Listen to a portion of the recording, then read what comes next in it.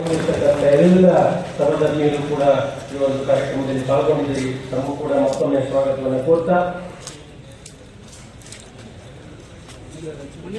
ಅಧ್ಯಕ್ಷ ಎಂದಕ್ಕೆ ಬನ್ನಿ ನಿಂಚರು.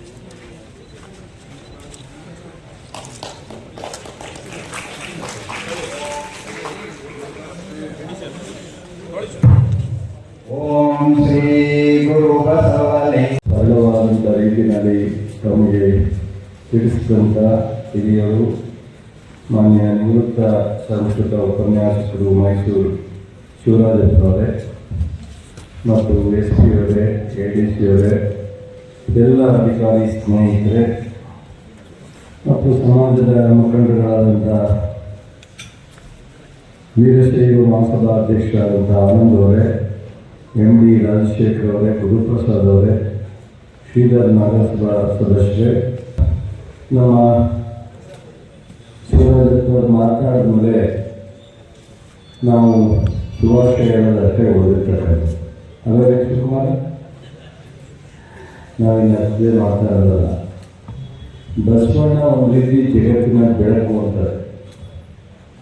ಜಗತ್ತಿನ ಬೆಳಕೇ ಬಸವಣ್ಣ ಆದಮೇಲೆ ಎಲ್ಲವೂ ಬಸವಣ್ಣಂದೇ. ಬಸವಣ್ಣನ ನಾವು ಸಮರ್ಪಿಸ್ಕೋಬೇಕು. ಬಸವಣ್ಣನ ನೆನೆಸಿ ನಮ್ಮ ಜೀವನವನ್ನು, ನಮ್ಮ ವ್ಯಕ್ತಿತ್ವವನ್ನು, ನಮ್ಮ ನಡವಳಿಕೆಯನ್ನು ಪ್ರಾರಂಭ ಮಾಡಿ. ಯಾಕಾದರೆ ಎಲ್ಲವೂ ಸಹ ನಮಗೆ ಸುರಕ್ಷಿತವಾದ ರೀತಿಯಲ್ಲಿ ತಲುಪ್ತೀವಿ ಅನ್ನೋ ಒಂದು ಭಾವನೆಯನ್ನು ನಾವು ಇಟ್ಕೋಬೇಕು. ಬಸವಣ್ಣನವರ ಅನುಭವ ಮಂಟಪ ಆಶ್ರಯದ ತಳಹದಿಯಲ್ಲೇ ನಮ್ಮ ದೇಶದ ಸಂಸತ್ತು ರಚನೆ ಆದದ್ದು ಅನ್ನೋದು ನಿಮ್ಮೆಲ್ಲರಿಗೂ ಗೊತ್ತಿದೆ. ಅದಕ್ಕಿಂತ ಮತ್ತೊಂದು ನಮಗೆ ಸಾಕ್ಷಿ ಬೇಕಿಲ್ಲ. 12ನೇ ಶತಮಾನದಲ್ಲಿ ಬಸವಣ್ಣನವರು ಕ್ರಾಂತಿಯನ್ನೇ ಎಬ್ಬಿಸಿದಂಥವರು. ಅವರು ಜಾತಿಯಲ್ಲ, ಒಂದು ಎಲ್ಲರೂ ಸಹ ನಮ್ಮ ಶಿವರಾಜಪ್ಪನವರು ಹೇಳಿದಾಗೆ ನಮ್ಮ ನುಡಿಯಲ್ಲಿ ನಾವೆಲ್ಲರೂ ಸಹ ಸಮಾಜದ ಅನೇಕ ಕಾರ್ಯಗಳನ್ನು ತರಲು ಮುಂದೆ ಹೋಗಬೇಕು. ಹಾಗಾಗಿ ಬುದ್ಧ, ಅಂಬೇಡ್ಕರ್ ಅವರು ಇವತ್ತೆಲ್ಲರೂ ಸಮಾಜದ ಅನೇಕ ಸಾಧಕರು ಬಸವಣ್ಣವ್ರನ್ನ ಜ್ಞಾಪಿಸ್ಕೊತಾರೆ. ಧರ್ಮ ಮೀರಿ, ಜಾತಿ ಮೀರಿ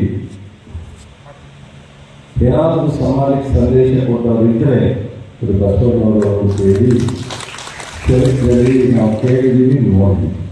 ನಾಗಮ್ಮನಿಗೆ ಇಲ್ಲದೆ ಇರ್ತಕ್ಕಂಥ ಸಂಸ್ಕಾರವನ್ನು ನನಗೆ ಯಾಕೆ ಹೇರಿಕೆ ಮಾಡ್ತಾ ಇದ್ದೀರಿ? ಆ ದೃಷ್ಟಿಯಿಂದ ನನಗೆ ಈ ಸಂಸ್ಕಾರ ಬೇಡ ಅಂಥೇಳಿ ಆ ಜಾತಿಯಿಂದ ಧಿಕ್ಕರಿಸ್ತಾ ಬಸವಣ್ಣ. ಆದರೆ ಇಂದು ಜಾತಿ ತಾಂಡವಾಡ್ತಾ ಇದೆ, ಅಧರ್ಮ ತಾಂಡವಾಡ್ತಾ ಇದೆ, ದ್ವೇಷ, ಅಸೂಯೆಗಳು ತಾಂಡವಾಡ್ತಾ ಇದ್ದಾವೆ, ಆಸೆ ಆಕಾಂಕ್ಷೆಗಳು